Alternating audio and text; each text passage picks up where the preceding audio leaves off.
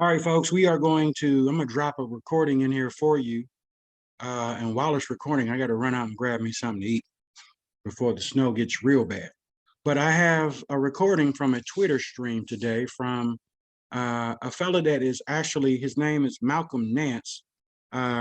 It's reported by Terrell Jermaine Starr, but Malcolm Nance, a former military guy who is currently in Kiev, Ukraine right now, and he's going to give a scenario of what will really happen if Russia tried to invade, and why this whole ruse of him backing out is just a ruse, because he's testifying today that these are things that he did back in 2008.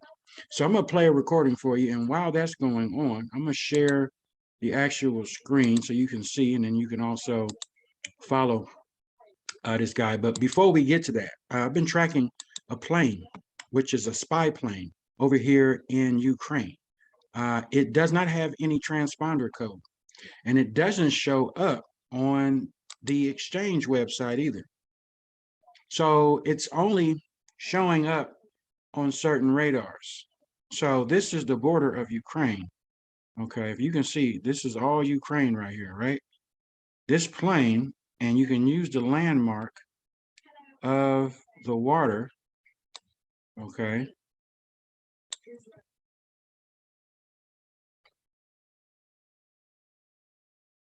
Okay, so I got distracted, Israel, but this is where the plane is, right? Let's go back to flight. Now watch where it's at now. It's crossed there. It's up here now, but it doesn't have a transponder code.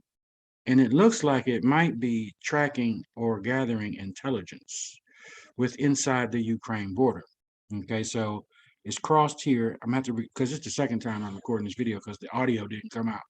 So I'm going to have to use my phone and record it. So you can see this plane here. Okay, so it is heading east. Okay, now let's take a look at the exchange site. It is not showing up on this website. That is not the same plane. Okay, that's not the same plane.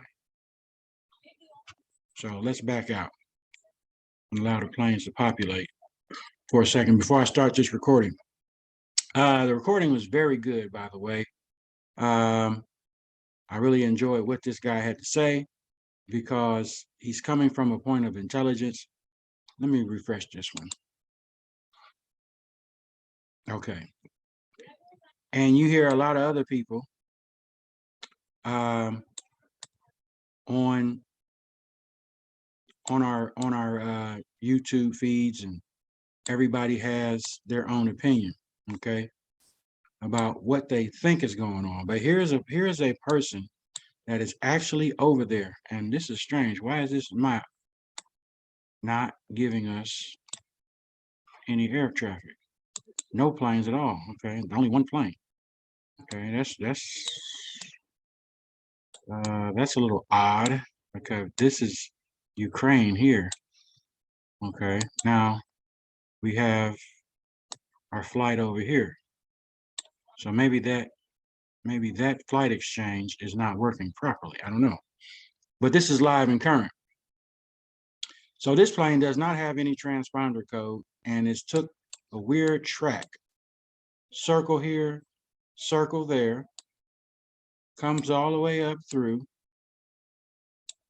and it's take a look at the path, right? Now, let me try to go back to this one, and let's see if we can get this to act right, because it's only showing us one plane, which is not correct. So what are we really looking at? I mean, are we looking at these radars? Are they, I mean, what are they doing to the radars? Because we are not able to track anything. That's Warsaw. Okay, and it's only showing one plane over here. Okay, that's Belarus, says Ukraine. What's the deal? So let's go to another one.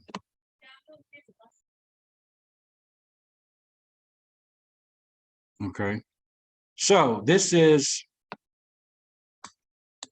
Ukraine, and yet this one's not showing any planes. Okay, we refresh it. Okay, now we got the planes back. Okay, but the plane that we're looking at here, right up in the northwestern part of the country, okay, that plane does not show up over here. It is off the radar. Okay, and why is that plane off the radar? Okay, so these are other planes. It looks like Airbuses, right? Upgrade account to see tail number. Well, I don't want to do all that. Okay, what we want to know is why don't we see that plane over here? Okay, as opposed to on this map we see. Now we see this plane, right? Now let's go back. This proves my point. That plane is there, but the plane with no transponder is not showing up on this radar. Right? So that plane is obviously gathering intel. We see that plane there, right? It's a great landmark, right? Let's go back to flight radar. Boom, there's that plane again. But why is that not showing up? And it doesn't have any transponder codes. It's gathering information. Obviously, not every radar is picking it up. Okay, and you go to, I thought this was one of the best ones, right? This one's actually showing the plane moving, but no other planes are being tracked. None. So that's crazy. Now maybe what can we do? Let's refresh it. I'm refreshing it, folks, and it ain't working. So let's back out of it. Okay. Let's go back into it. Let's see if this works. Okay. Tracking map. Now, planes pop back up, right? Okay. Planes pop back up. So let's go back over here to our map. Why we don't have no birds in the air over here? We got one. Okay, so this is Belarus. I know this is Ukraine because I'm looking at the landmark of the water, right? Okay, so there's that plane, right? Go back. That plane is there, getting ready to catch up with this one, but it's not showing up. See, that's the plane that we see coming in, but the other ghost plane should be right in here. It's not showing up, okay? And it ain't showing up, and it ain't showing up on this map, okay? It's not showing up over here. So we see that plane on all three, but the ghost plane ain't showing up. So what's that ghost plane doing? Okay, boom, there it is there. Okay. It doesn't have any transponder numbers. It's taking a weird track. All right. This is Ukraine. Okay. Nice sized country. That's the ghost plane, X77RM. But then when you go to the exchange, that's the plane. That's our marker. But this one should be right in here showing up. You go over here to this map. There's your plane again. It's the one we can see, but the ghost plane ain't showing up. Only on flightradar24.com, which doesn't have any transponders. Now let's get to some info, and I'm gonna play this for you, and I'm gonna let this record while I'm going to get me some grub, and we're gonna listen to it on this because I can't play it through the speakers because it echoes out and you don't get any sound. So this is Terrell Jermaine Starr. He's hosting his podcast, and he is speaking to Malcolm Nance, a former intelligence military guy, giving the real breakdown about Ukraine and what would happen if Russia really invaded. And also you have the false flag attempt, as it's been talked about. Ukraine blames Russia for pro-Russian specialists who have been, I just posted up on the other channel from Gravitas. You can actually hear eyewitness testimony with their phone of the shelling going on, causing some damage. And God forbid that them kids were not in that room when that took place. That would have been really awful. So I'm going to picture out, and I'm going to leave you with this recording while I'm gone, and I shall return. This is about an hour. Okay, so let's go. You a co-host, made you a co-host. All right, so I'm going to try this again. So I'm going to cancel the co-host and let me try to see if I can make you a speaker. Not seeing where I accept. Oh, okay, got it. So let me. All right, so Malcolm, you should go to your DMs to see if it's there. So check to see if it's there. All right, folks, I'll be back. So check your DMs, Malcolm, to see if that co-host request is there or the speaker request is there, because it also should drop from the top of your phone.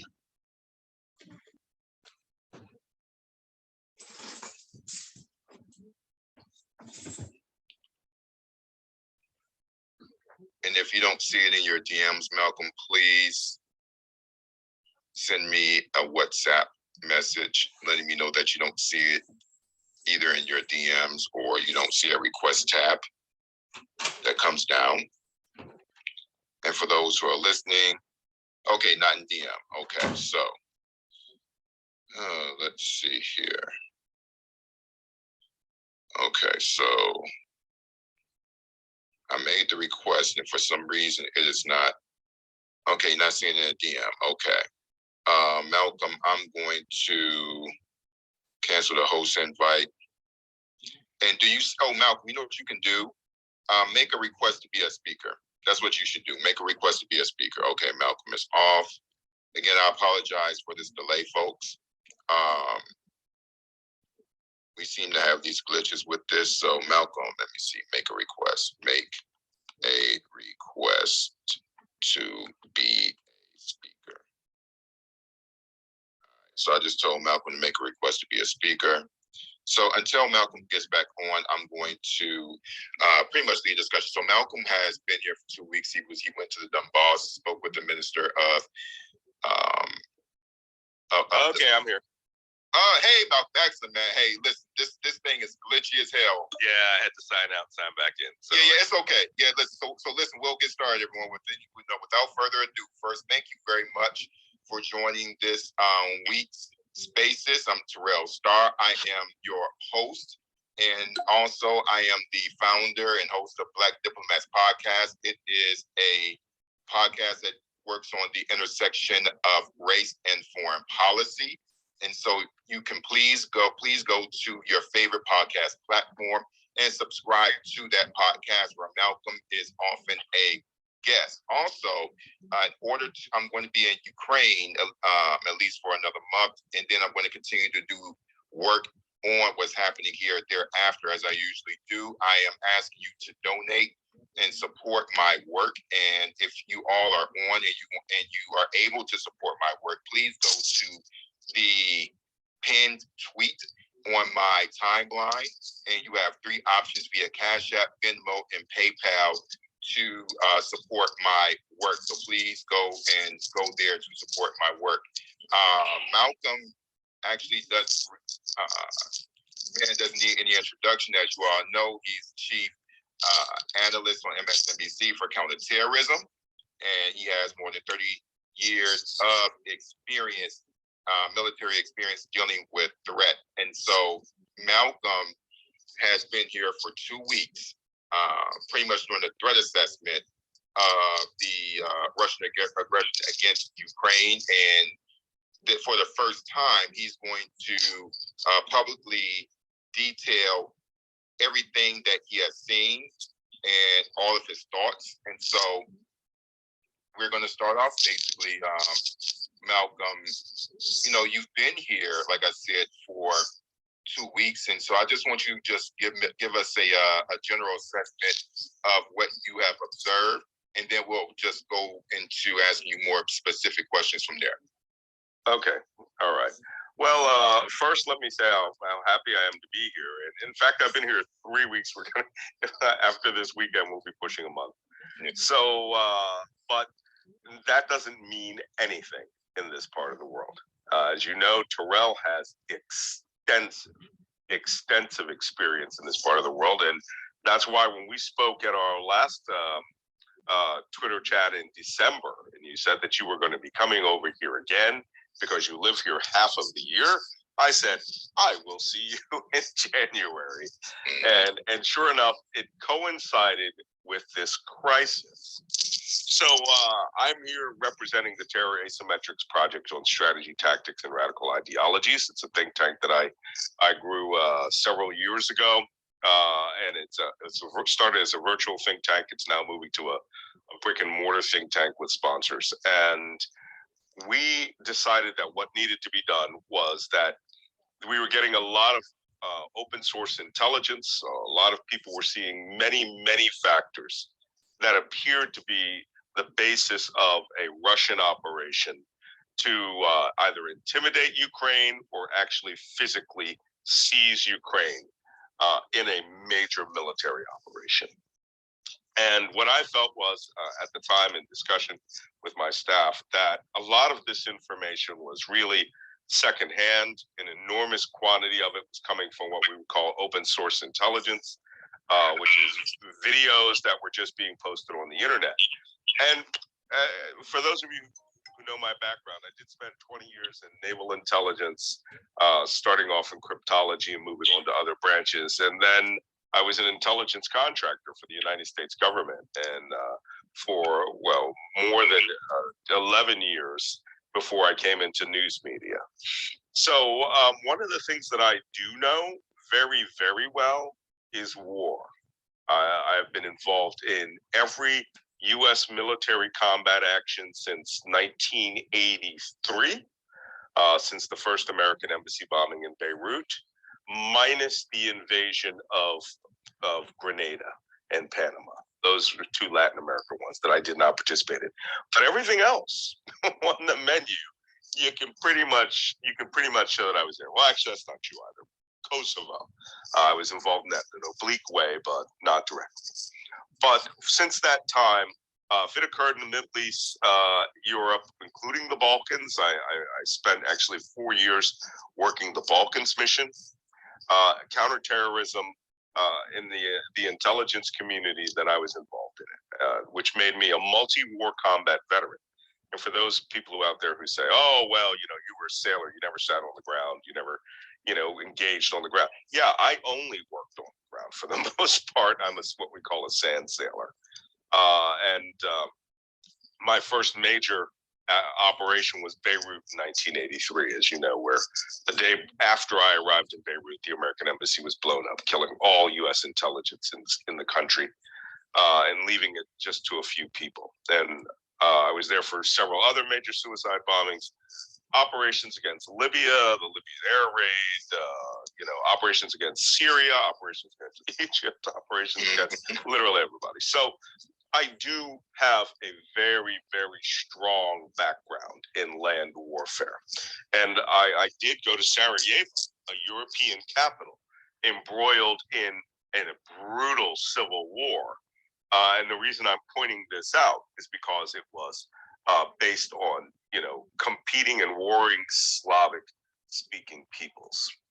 And so why would I bring that up? Because there's a potential that we could see a situation like that on a much broader scale and a much more horrific scale, closer to Chechnya than any other operations that we've seen. So with that, I came to Kyiv in Ukraine in the end of January, towards the end of January, in order to do an on-the-ground assessment of Russia's capability of actually invading this country. And what that involved was not just coming physically on the ground and, going out, meeting Sergei the Bear. If you look at the photograph of my Twitter feed, that's who we're talking to, who represents the Russians quite well, as a matter of fact. But because you look at him and you think it's a joke. And then, of course, next thing you know, he's eating the top of your head. So that being said, it was very important for me to get on the roads of this country and to actually map out the routes based on where we were seeing the intelligence, either open source intelligence or where people were identifying these Russian units or through other governments themselves, and actually get a physical feel for how an invasion could be carried out. I have personally taken part in 3 major U.S. invasions. And I mean 100,000 plus people. So, you know, they have characteristics that are the same in every war, no matter whether they're carried out in the desert or they're carried out in mountains. Also, the military interventions that the United States was involved in, many of them have aspects which are going to come into play, could come into play here. Another interesting component is that I was, you know, when I was in my military career, made, you know, a little bit famous for having predicted the invasion of Kuwait. And it took place in the exact same circumstances. 100,000 troops on a border, was said to be carrying out an exercise. But the intelligence was showing very, very significant activities, which could not spell out anything other than a real invasion. And I'm going to give you parallels with that to what we saw here with the Russians. All right, so you went out to the Donbass, and you had an opportunity to meet the Minister of Defense. You spoke with the Minister of Information, and you had some time to communicate with the troops out there. So tell us about that experience and what you learned. Yeah, actually going down to Donbass was sort of an afterthought. It was something that I was invited to come down and go to Adovitsa, which is actually a part of the city of Donetsk. I mean, it's just a little suburb village just, you know, out on Donetsk, and right across the lines from the joint task force that's down there, which is protecting the Donbass, Luhansk, Crimea line. We were 70 meters. That's where, you know, in the observation post that we were in, we were 70 meters from, which is 210 feet from the observation post of the Russian occupation forces and, you know, the Donbass, you know, people's forces down there, which are, you know, locals who have a massive Russian army presence right behind them. So they may actually stand the line, but when the exchanges of fire are going on, the fire support comes from the Russians.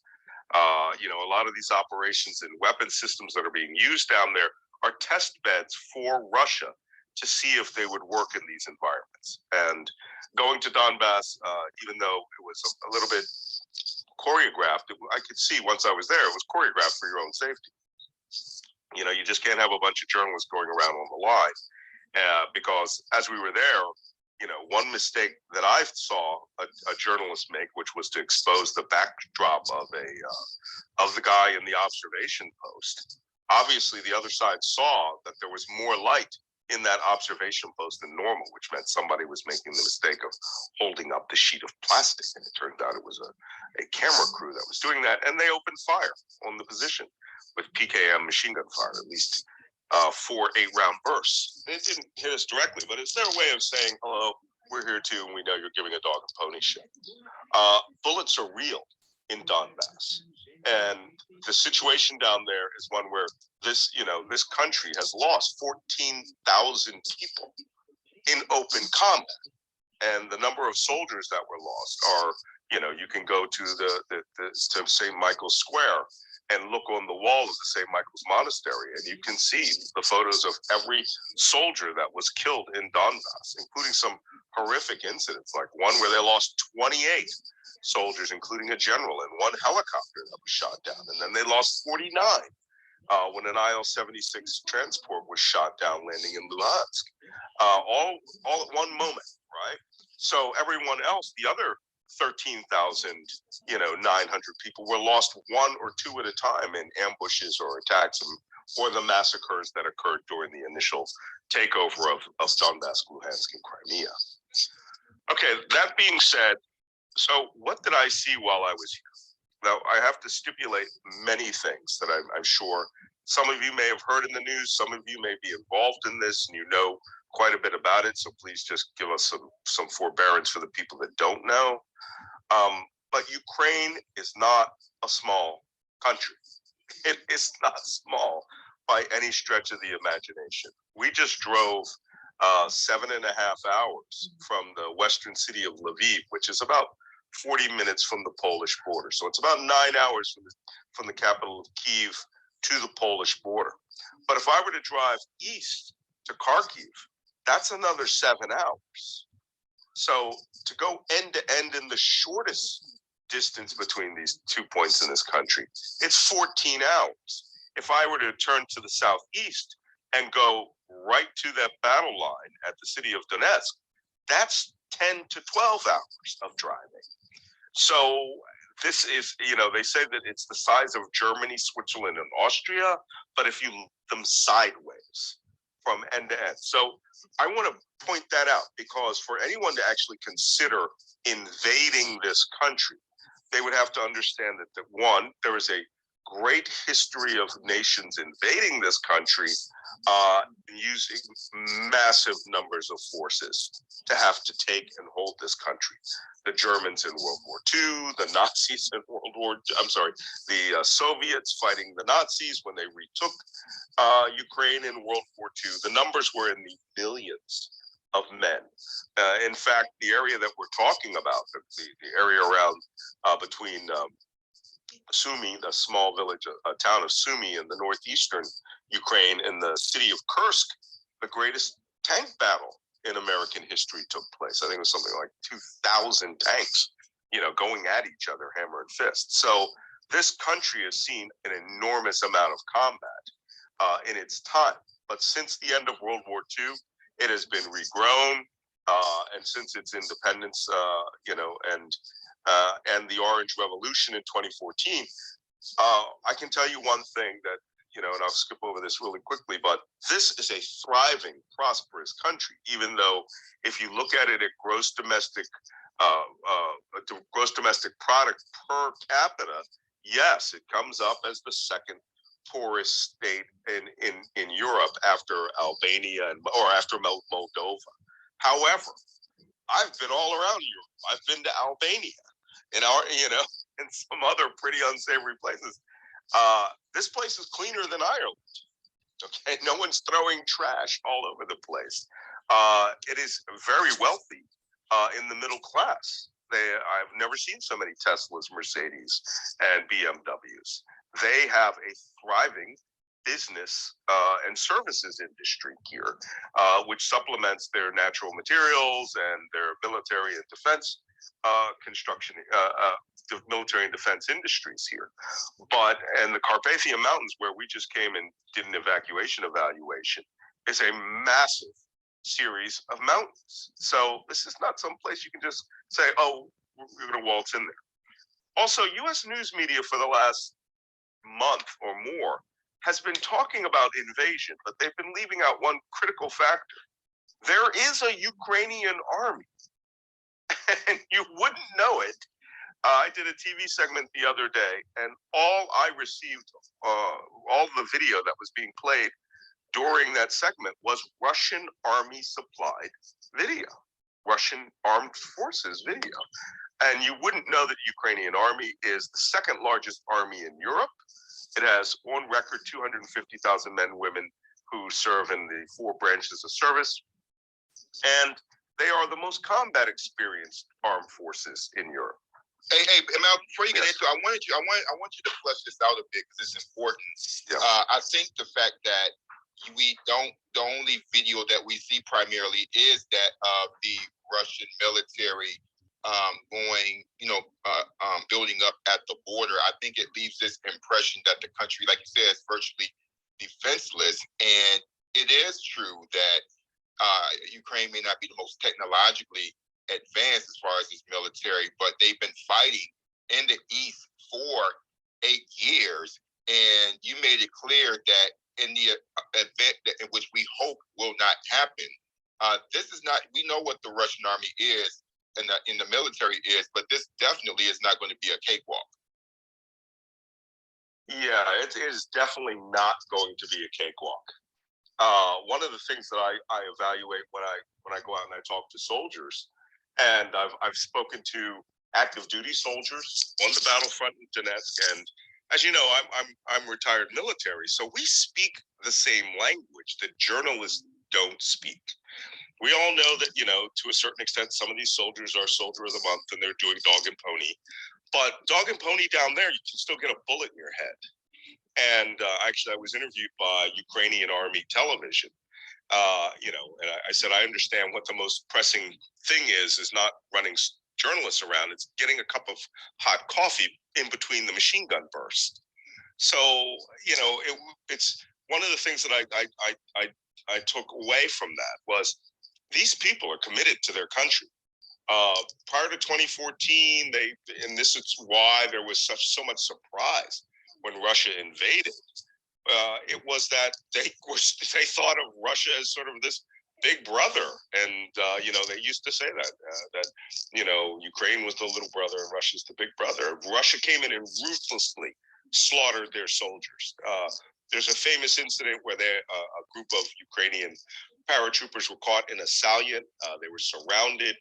They negotiated with soldiers. Russian soldiers that used to occupy jointly bases that they were with or went to war college with, and knew by first name basis, and being told that they could safely surrender, go out under white flags, carry no weapons, bring all your wounded. 80 of them were slaughtered, just ruthlessly bombarded until there were no survivors. Ukrainians remember this now, and they're not taking any chances. They view this as Ukraine. It is not a former Soviet state. It is not, they're not looking back at their history of being under Russia for 600 to 800 years. No, this is a new country, and it's a democracy they all say they are willing to fight for. There's right. Go ahead. No. I was going to ask you. You showed me on the map the different phases of a potential Russian attack and what it looks like. And this is, I'm basing this question off of the Washington Post article that came out that alarmed everyone. And right. We all remember that Washington Post article. But you said that there are some points of attack. And again, I'm here. We're both in Kiev right now, and we're saying this. Hoping that this will never happen, but because you do threat assessment, you have to work with reality and what you see. But you mapped out some phases of attack that were not in our article. So can you work through those with us? Right. And so what I'm going to do is I'm going to give you my assessment as to how this country would have to be attacked. There are some fundamental rules of laws and land warfare, which just must be adhered to. You cannot, you cannot bring submarines onto land, right? So the same thing applies here. Some phases of operations are going to be carried out before others. The most important phase has already occurred, right? That's phase line 0. That's getting your forces into positions, moving them into, out of garrisons and into forward field positions, giving them tactical training, getting their weapons and ammunition trains, to bring you lots of ammunition and food and oil and supply, or petrol oil lubricants as we call it, and bring all of your resupply down, and follow on forces that will follow behind you. One of the things that we've seen in this phase, the preparatory phase, is Russia has bought down an enormous quantity of bridging equipment. And that's so that, what we call assault bridging, where the combat engineers go up to a river, there's no bridge there, or the bridges have been blown up.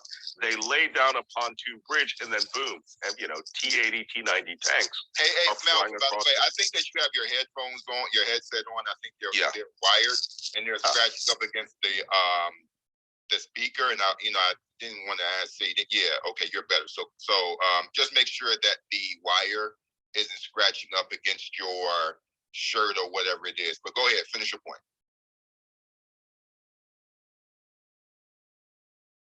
And Eilish, I see you. And Walter, I see you. You'll be the first two to go. And I guess Malcolm is dealing with his shirt and figuring out ways to not annoy with the sound. Sorry, the microphone went off when we did that. All right, go ahead. So, like I said, a lot of assault bridging was brought up and has been brought up, and every element of the Russian army now has assault bridging. Why would they need that? Because this country has a lot of rivers, marshes, small culverts that are not passable through heavily armored vehicles. Another component of this is geography.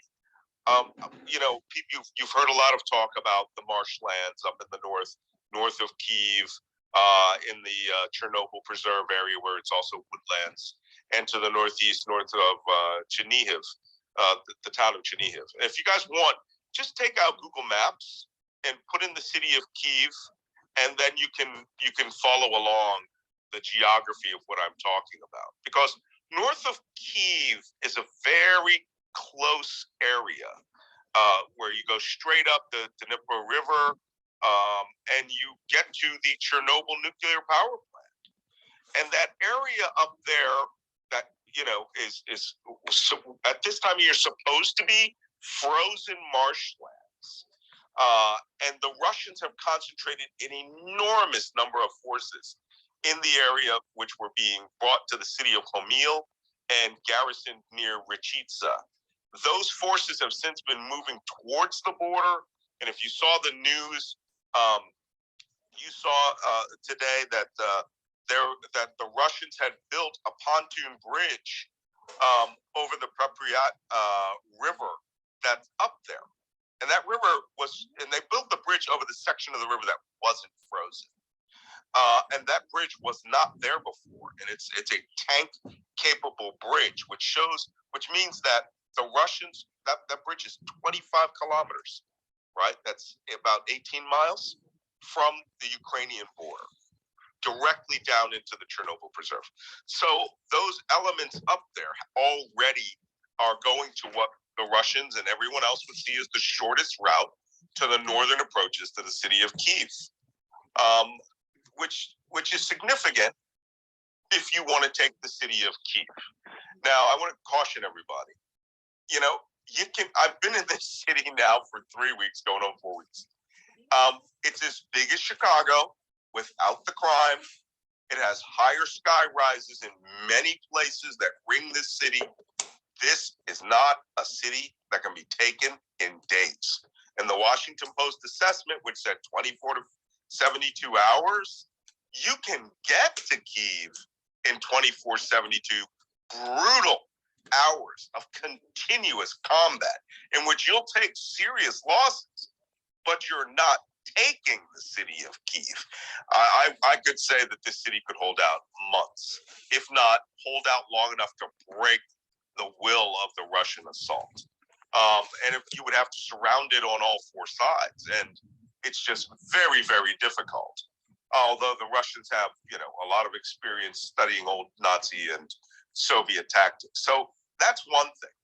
Another component is that in the northern part of, in the southern Belarus, we saw elements of the 217th Airborne Forces, the VDV Parachute Corps, and there is an enormous Special Operations Task Force, the Russian Spetsnaz, that was seen coming south from Smolensk. Very, very large force. And although some people have sort of scoffed at the possibility of there being an air mobile attack that's coming in on helicopters or an airborne drop into the approaches to the city, no one's going to jump into this city. Okay, you could, but it would be better to actually seize the airport first, but only after your armored forces have started piercing down from the main approaches from the north and start coming into the city. To get to Kyiv, you would have to approach the city from three angles of approach, and I'm going to give you those right now. This is coming from the Belarus city of Mazar. If any of you are on your Google Maps or anything, you can look at that. It's west of Richitsa, west-southwest of Richitsa, and the closest town to the border is Yelts. This would be a very significant avenue of approach. You would come in through the town of Vestupovichi and then go to the village of Ovruch and then to the important town of Korostin. That town is a four-way crossroad. It must be taken to approach Kiev from the west or the south or the northwest. That is the place that you would use airborne paradrop troops in. Hopefully that there's no air defenses down there, and then have an armored thrust link up with them move move southwest towards the town of Malya, and then come in and approach Kiev from the northwest. Other forces where the Ukrainian army has been training parallel to the Russians is that place that we had mentioned on the Pripyat River, where the border bridge was built, which is about, like I said, 25 kilometers north of the border. And I mean, it is right off the border. So someone's planning to go across heavy water up there.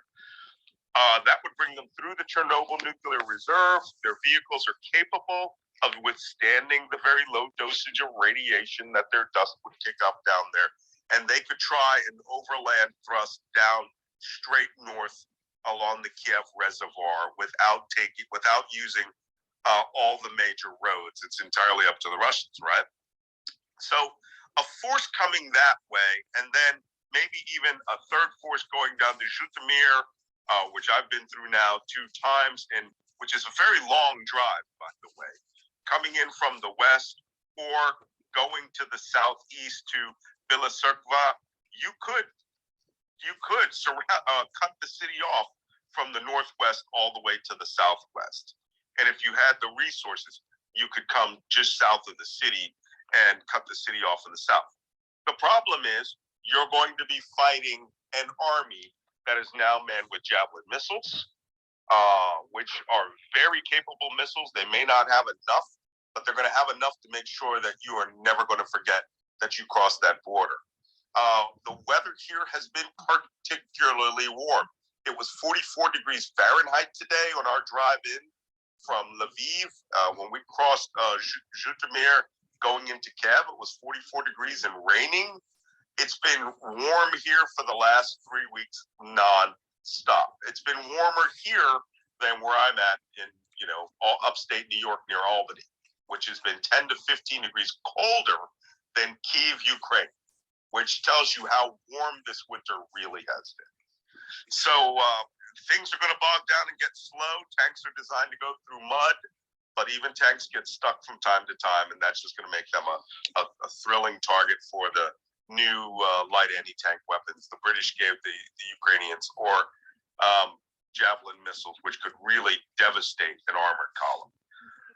And so that being said, if you go to your maps and look at the city of Kyiv, to the northeast, there's a city called Chernihiv.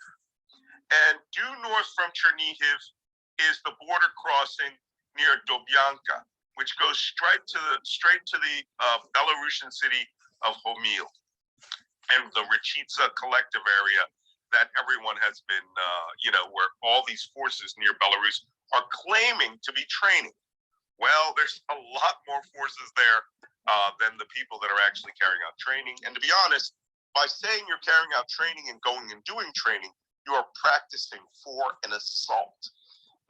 So that would actually give those people who had been there for several months or a couple of months an opportunity to work the bugs out of their vehicles, get their vehicles oiled, ready, lubed, and then get a full combat load, and then get on that highway, which is the M01 or the E95 if you're coming out of Belarus, and go straight down through to the crossroads of Repki.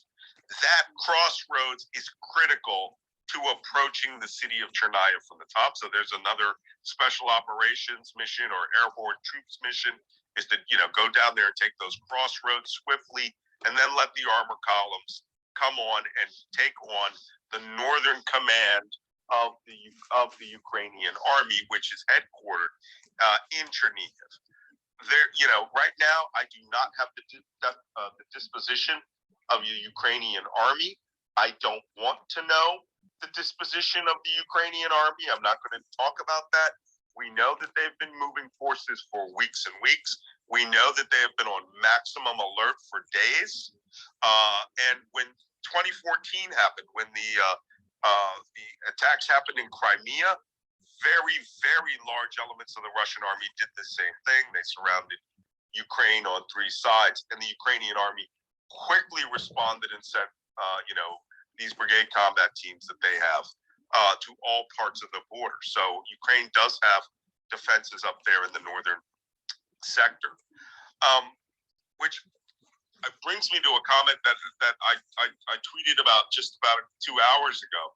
The British Ministry of Defense put out a map showing the exact same arms that I had assessed and had put out on Twitter weeks ago, showing as they're coming down from Belarus, there would be a left flank, which would be going towards, like I said, the that tiny border village of Korostin, to cut the city off from the west. There would be a central thrust coming down through Chernobyl. Then there would be a right flank thrust coming down through Chernihiv. And if they could bust their way through the defenses there, then they could have the city on 3 sides. And they would, unless they had incredible luck, incredible speed, and the Ukrainian army just gave up, it would be a very hard slug. I call this phase 0.5.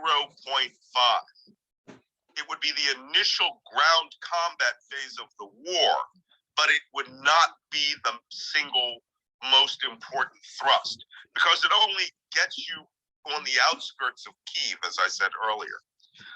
Okay, well, Malcolm, what would phase 1 be if that's 0.5? Well, you have to understand that during 0.5, before they ever cross the border, there would be a massive cyber attack on this nation. And when I say massive, I mean like all the internet goes down, all the cellular systems go down, any power plants they could turn off, they would do. Or more importantly, if you can't do any of those things through cyber means, you'll do kinetic destruction. I've done it myself. I've pointed to power plants in other countries and working with the strike force, help reduce the, we did it in Serbia when we had the Serbian war. We would, reduce their ability to light the cities. So that phase will happen with missiles and cruise missiles that will be fired from Russia. We've seen a gigantic quantity, I mean an enormous quantity of open source of Iskander battlefield missiles, Tochka battlefield missiles, but the Iskander doesn't have, an outrageously great range. It would still have to come, in some instances, within the borders to do it. But once they were inside the borders and supporting the battlefield, they could do precision fires on major facilities or military command posts. However, they do have caliber cruise missiles. They have a whole range of other missiles in the south. In Crimea, the Bastion anti-ship missile, which is also an anti-facility missile. They could rain cruise missiles down on this country. Let me pause that. So this plane is an American spy plane. We have a spy plane over Ukraine right now. Just got some confirmation on this. I went out and got some grub, came back. This is still recording. So what we're looking at on the flight radar 24 is this plane that has no transponder code. It is currently spying Ukraine. So again, as I showed you before I made this video, this same plane is not showing up on any other radar except for this. I mean, the one that I'm looking at, okay, I'll say that. Maybe some other folks may have another radar where it's showing up. So we see this plane here, the WZZ, right? Now, if we go over here to, there's that plane, okay? But the spy plane is not showing up, okay? So that's confirmed, WZZ. Now you go back over here to flight radar, that's your WZZ, but the XCC is not showing up on the exchange. It should be right over in here. So if we go to another map, I'm not gonna pull out every map out of the Yahoo, but we can pretty much get a general idea. Okay, so let me zoom back out so we can find our point of position. Okay, so this would be Ukraine. Okay, now let's refresh. And let's see if we can get the planes to populate, because we're only showing one. And that's a KBB. Okay, so all right, so that's not showing up there. So let's try a different. Okay, so there we are. All right, now where is the W? There it is, WZZ, right? But again, the American spy plane is not showing up. Okay, so why are they, why are they what they spying for? Okay, let's get back to it because this is almost over with. Before the first Russian soldier sets foot across any borders. And where would they hit, Malcolm? What would be those targets? Well, the primary targets that they would hit would be any radar systems that would be operating, especially the S-300 surface-to-air missile systems that they have, even in ground, even airport ground control radars, and anything that they could blind this country to the air assault that is going to follow the cruise missiles. The cruise missiles will go in, they'll do their damage. Ballistic missiles will fly. The United States has the capability of knowing the very instant that those missiles are launched. And believe me, people in the United States at the Pentagon, National Military Command posts, who watch for ICBM launches are going to freak out. I've seen them freak out over Scuds. And I got scudded by one of those Scud missiles. We got attacked by one of the Scud missiles, and it is not a pretty sight to watch people freak out when ballistic missile launch warnings are registered, because you never know if they're actually going to be high explosive. And you sit there and wait for them to fly for 12, 13 minutes and pray to God it's high explosive and not chemical or nuclear, right? So you just don't know. But we assess that they will use high explosives warheads with precision strikes on Ukrainian military headquarters, Ukrainian military field headquarters, governmental facilities, including command posts, suspected residences or shelters that the Ukrainian government would be in, the Air Force headquarters, the Army's headquarters, the SBU headquarters here in Kyiv. They may not be occupied, but you want those facilities gone. You want to create chaos. With cruise missile attacks, with drone attacks, could slowly follow up as well, coming through and doing precision strikes with drones on. You never know. Spetsnaz may, the SVR may actually be tracking President Zelensky and may want to put a missile into his car. This is the Russians, right? And they've been watching us do this for 20 years, so they're quite jealous. Next would come an air onslaught. There are assessed to be 500 Russian combat-capable aircraft within 500 miles of this country, which means the entirety of Russian air power is at their disposal. If it's not in Syria or in the far west, then they have the capacity to do First, they will do a massive fighter sweep to try to take out any Ukrainian Air Force MiG-29s or Su-27s that are bold enough to get into the air. At the same time, they'll do an anti-radar missile strike against any Ukrainian air defenses radars that survived the initial cruise missile attack. And then they'll start doing airstrikes on any targets that the cruise missiles weren't there doing, and foul weather precision support, because we have really bad weather today. So now that actually benefits the Russians. Last night's bomber Moon with clear skies would only give Ukrainian gunners a clear sight. Gotcha. So that will be night one. And that I suspect a cyber attack would occur about 9 p.m. The missile strikes would occur about 11 p.m. Air attacks will occur about 1 p.m. And then while that's happening, everybody in the ground forces will go to their forward assembly areas and start pushing towards the border. That's the first 12, not even 12 hours. That's the first 8 hours. Did I say 8? Yeah, that's about the first. Yeah, first 8 hours. Yeah. Malcolm, I wanted to, I'm going to run for about another 30s, but what I want to do is there are a couple of people who, some journalists I wanted to ask you questions because I think that their questions will follow up with some of the things I wanted to ask you. So I wanted to give Eilish, by the way, before I'm going to give Eilish the floor, and I just want to remind people that this is a Spaces that is part of the Black Diplomats podcast content, and I'm asking that you please go to your favorite podcast platform and please subscribe to Black Diplomats podcast. Is the intersection of race and foreign policy.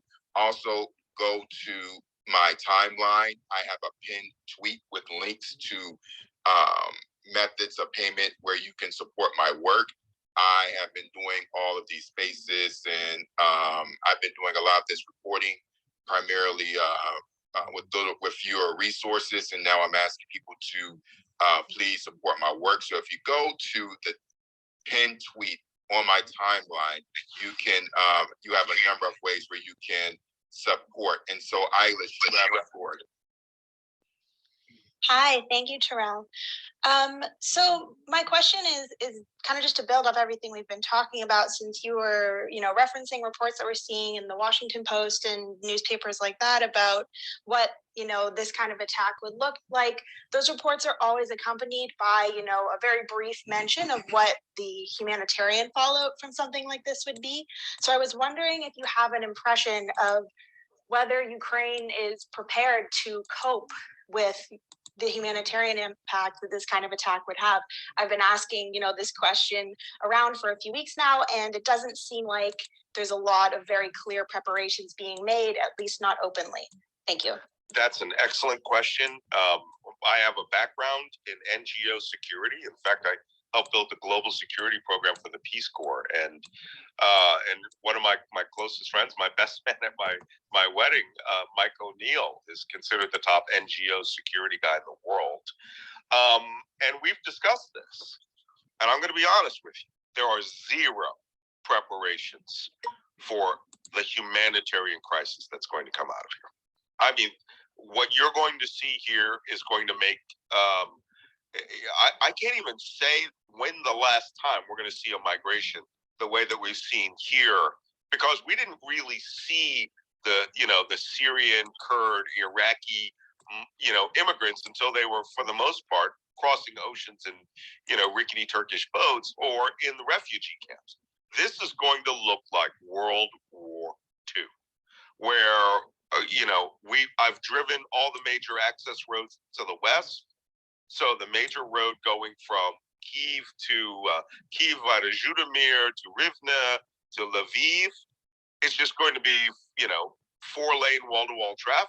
And the army trying to use that. I suspect, Ukrainians are very chill about what's happening now because they know Vladimir Putin.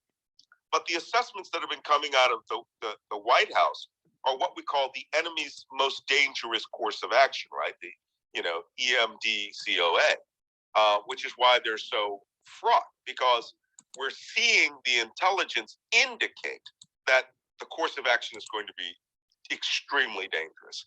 The enemy's most likely course of action, we thought, would have been a limited operation in Donetsk and Luhansk, and and try to ride the sanctions out, get Nord Stream 2 built. We're not seeing that anymore. We're seeing a Vladimir Putin who seems hell-bent on erasing a democratic nation of Ukraine. So what happens when he starts using those, Grad rocket launchers and, starts bombarding cities like Chernihiv and, Western Kyiv with the same intensity that they did in Syria and Chechnya, with a 100% complete disregard for human life, because that's just the way they do war. Okay, let's just put that on the table. You are going to see it's not just Kyiv. Everyone who is afraid is going to move. And you're talking about major cities like Kharkiv to the east, Sumy, Dnipro, anyone who's in Donetsk and Luhansk, Odessa, because, another component of phase 0.5 will be an amphibious and airborne landing on the city of Odessa, to link up with Transnistria, or to rush north and cut off Ukrainian forces that are trying to cross the Dnipro River. Massive. And you know what? They will have complete and total disregard of the lives of civilians on the road. Gotcha. If they need to put artillery fires, that's where they're going to go. If they need to use thermobaric, white phosphorus-based weapons and burn their way through 10,000 civilians to get to their objective, I suspect they'll just do it.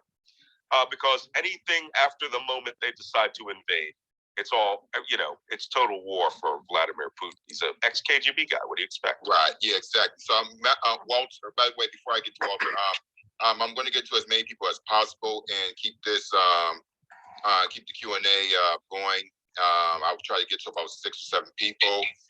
Please keep your questions short and to the point. I would prefer not comments because that's going to take up time. So please ask a specific question that is very brief. Yeah, that's it. So Walter, go ahead. You have the floor. How are you doing? And we still have a meetup to do when I get to New York. So you have the floor. Absolutely, Terrell. Thank you, Terrell. Thank you, Malcolm. I wish at least like 50% of the population here in the US had the knowledge and understanding that you do, at least 1/10 of that, we'd be living in a different world. So considering that it's not going to be a cakewalk, it's obvious the Russian troops will face a stiff resistance, to say the least, in Ukraine. However, what concerns me, and my question is, we know what Russians did in Kazakhstan. They essentially sealed off the whole country and communications were cut off for 2 weeks. And since Russians are not going to have a good time in Ukraine, they're going to be shredded. Therefore, most likely they will resort to using WMDs, chemical weapons, and God knows what. And also mass atrocities will be committed and perpetrated to civilian population. So on that scale of things, and even with the communicate word from Ukraine, go ahead, Walter. Finish your question. So with that said, with those mass atrocities being committed in Ukraine and under the communication being shut off, how will the US, how will the NATO respond if there is a genocide in Ukraine happening and we have the trilateral union between? Hey, go ahead. I'm sorry, Walter. Let me answer that real quick. Yeah, go ahead. Okay, first off, the potential use of chemical weapons in here is limited to none. And I'm saying that simply, maybe they'll use control agents, riot control agents or something, but they have to fight through their own chemicals. And trust me, I did Operation Desert Storm, the land invasion, black guy that speaks Arabic, right? And in a chemical warfare suit. We really thought we were going to get hit with all the chemicals Iran got. Well, for Russia to use those weapons, for the most part, they're persistent. You could use nerve agents, but your forces are going to take casualties from that too. It's better to try to, to destroy the opposing force using mass precision fires or, mass artillery fires and shock of armor. The Russian force are not conscripts anymore. They're contract volunteer soldiers with some conscripts. So that means, they're going to be a little worried about what it looks like when if they start dropping sarin gas into an area. Granted, they didn't have a problem helping the Syrians do that, right? The Assad government in Syria do that. But doing it themselves, 1,000% world condemnation. Russia won't have a friend in the world, including the Chinese, who won't even take their dirty money, right? So I don't know if that's going to happen. Genocide is a big word. Been around a genocide, I went to Toll Slave prison when I was in Cambodia, and I taught torture and mass murder when I was chief of training at the Survival, Evasion, Resistance, and Escape School. Spoke at Auschwitz twice, right? I don't know if they can get away with genocide unless they come in here, swiftly take the country, and then start creating a final solution for Ukraine. If Vladimir Putin's at that point of madness, I suspect we won't have to do anything. I suspect his own internal people will resolve the issue. Right. Yeah. Hey, Alex, ask a question. You have the floor. Yes, I thank you both for these very timely discussions. I want to step back a little bit and ask about Russian disinformation, which kicks into high gear as the crisis drags on. As you traveled across the country, Malcolm, what are some of the latest disinformation narratives that stood out to you that we need to know of? Thank you. That's a very good question, because disinformation is a critical component of the Russian information warfare strategy. And let me tell you, But I think of this kind of operation, they will have to rely on the brute force of what they're doing by cutting off all communications to where there will be no information flowing out of here. And the previous questioner has mentioned Kazakhstan when they had that emergency intervention there. Kazakhstan, yeah. And that's exactly what they're going to do here. The only information they're going to want to flow out of here is their information. And the way that they have capacity to destroy cellular networks, internet networks, they can't take out satellite, for example, though. So a lot of news media organizations have satellite that, you're going to have to take out every satellite south of the equator, which they can't do. So some information will get out of here. And the thing that they want to control the most is what happens if there's a slaughter of their initial assault elements. The one thing that could really change minds in Russia is columns of burning tanks and multicam clad soldiers wearing the blue and yellow flag of Ukraine, wiping out lead assault elements. That video would be so powerful that the Russians would have to consider stopping at phase 1, which is a phase line that goes from north of Kiev to Chernihiv to Sumy to Kharkiv to Luhansk. That is not what they're trying to do. They're trying to take at least 50% of this country. So that disinformation war would have to step up on the outside. And they have allies. They have allies in the United States Congress. So, and Fox News practically works for Vladimir Putin right now. So you would have to be on guard from that. But just by launching this attack, if they do launch an attack on Ukraine, their narrative is done. They are back into the Pravda world of Vladimir Putin's youth when he was a rabid communist KGB officer. No one will believe a word out of Russia once they invade. Teddy, you're up, sir. Hey, thank you. Howdy, Malcolm. I'm just interested specifically in your assessment or analysis of the U.S. military response, specifically the Sixth Fleet and the increase of the destroyers there, and if you expect any U.S. military buildup or increase of assets in places like Suda Bay. I'd be interested in hearing that.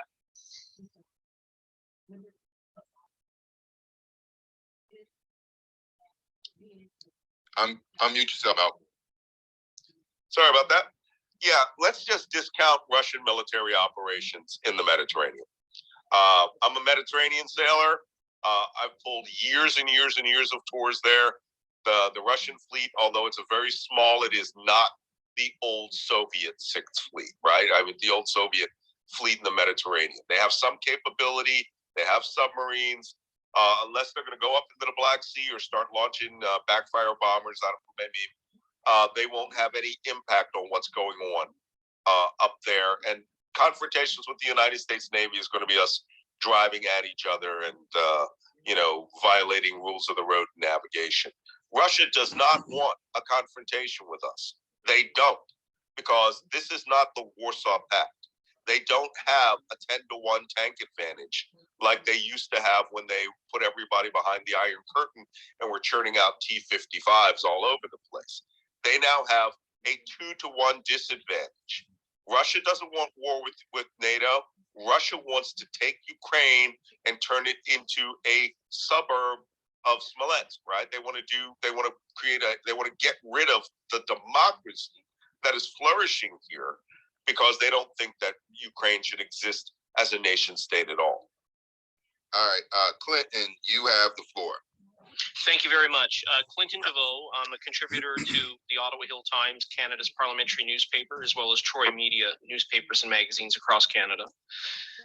So question I have for Malcolm would be, is there a worry or a concern, somewhat connected to disinformation campaigns, that Moscow has been attempting to plot political dissension, not only in Canada, but the United States? And I point to the recent border blockades that have occurred in Canada in recent 3 weeks. And if that is connected as a way to cause problems when it comes to defending and protecting Ukraine and bringing the global community together. Well, we haven't seen any evidence of that. However, if you were to go way back to 18, or I think it was 2018, I wrote a book called The Plot to Destroy Democracy. And it was subtitled How Putin and His Spies are destabilizing America and dismantling the West. There's been a very, very long ball game of destabilizing democracy in every country. And that game that's being played by the FSB, the SVR, which is Russia's intelligence, and Vladimir Putin himself, who apparently loves to remain in the manipulation game of spying. That game was to create right-wing, neo-fascist political bodies in virtually every country in Europe. And they got several of them elected. Orban in Hungary, the OFD in Austria, which was a political party formed by two Nazi SS officers in 1952, they became the government of Austria in 2016. They were funded by United Russia.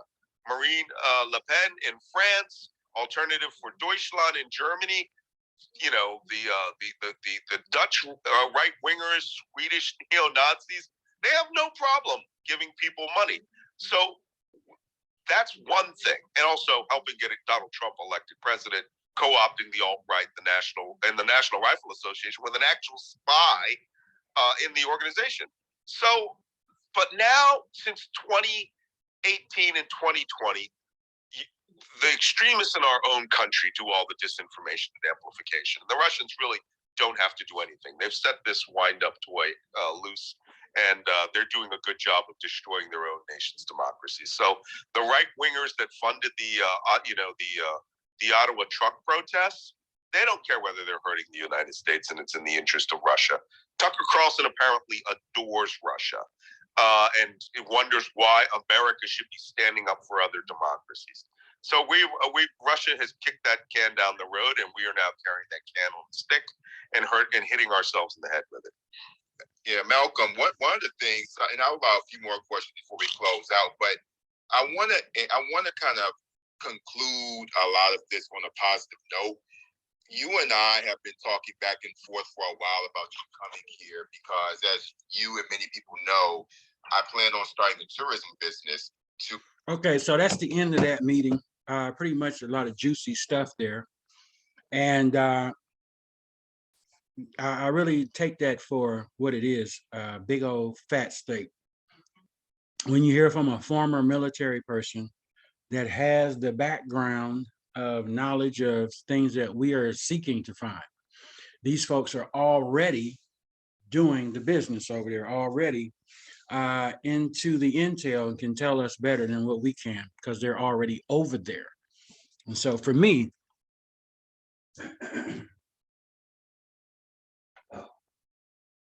that makes more sense to hear what they have to say. So tonight we will be on the Zoom, and we will be Zooming live at 8:30. I'll come back on at 8 on both channels and drop the link and the codes, all that stuff you need to get on. We're going to be talking about this. Plus, this is a Christian fellowship ministry. We will be talking about scripture and jumping into this again and sharing, doing some screen shares with some intel. So I will be back on here at 8 to drop the info, or a little after 8, how to get on and log on on both channels so that we can get on Zoom. So I want to end on that. We just keep on looking for information and keep our eyes to the sky and pray for our great escape. Those of us that believe that, okay? Some people don't. They want to be here through it all. So we pray that we're worthy of escape. So I just want to bring you that intel. I know it's a long video, but very juicy. Please share the video and hit the like button. I'll see you later on this evening.